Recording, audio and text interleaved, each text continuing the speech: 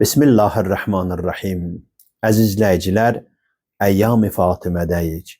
Bugün də biz xanım Fatimə salamullah əleyhanın mübarizə metodundan danışacağıq və xanım Zəhraya qarşı atılan addımların İslam dünyasına, İslam düşüncəsinə, İslam mühitinə nə dərəcədə ağır bir zərbə vurduğunu diqqətinizə çatdıracağıq.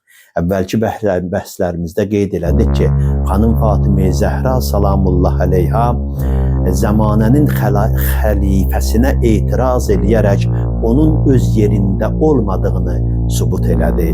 Bəs bunu sübut edərək öz haqlarının bir hissəsinin geri qaytarılmasına nail oldu. Zamanənin xəlifəsi Əbu Bəkir Fatimənin fədəh bağlarını özünə qaytardı. Çünki onun nahaq yerə qəsb etdiyini xanım ona ispatlaya bildi.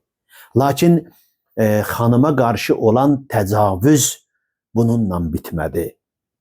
Tarixdə yazırlar ki, xanım fədəyin geri qaytarılması haqqında xəlifədən aldığı qəbzlə evə dönərkən, ikinci xəlifə, ikinci dəfə xilafət kürsüsünü zəbt eləyən Ömər ibn Xəttab onun qarşısını kəsir.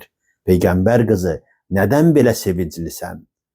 Allahın Rəsulunun bizə qoyduğu yadigarı buyurur ki, xəlifə mənim haqqımı, fədəh bağlarımı geri qaytardı.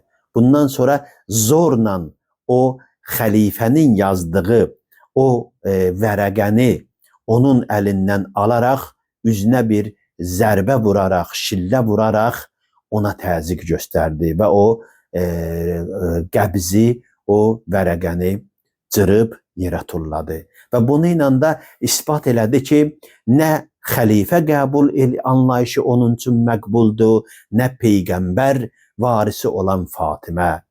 Yəni, Fatimə mənim ciyərparəmdir. Hər kəs onu qəzəbləndirərsə, məni qəzəbləndirir. Məni qəzəbləndirərsə, Allah qəzəbləndirir. Peyğəmbər belə buyurmuşdu. Bunların heç birinə məhəl qoymayan İbn Xəttab xanımı qəzəbləndirdi. Xanımın haqqına girdi. Və bununla da onu göstərdi ki, xilafət kürsüsünü qəsb eləmək üçün hər bir zülmə əl atmağa hazırdılar.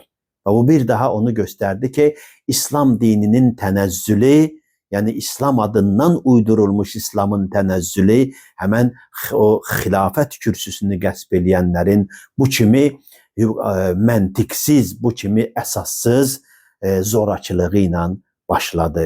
Və bununla da İslamın dünya insanlarını nuraniyyətə çıxartmaq hədəfinə qarşı ciddi bir mübarizə başladı. Özü də İslam ümmətinin öz arasından. Vəssalamu aleykum və rəhmətullah.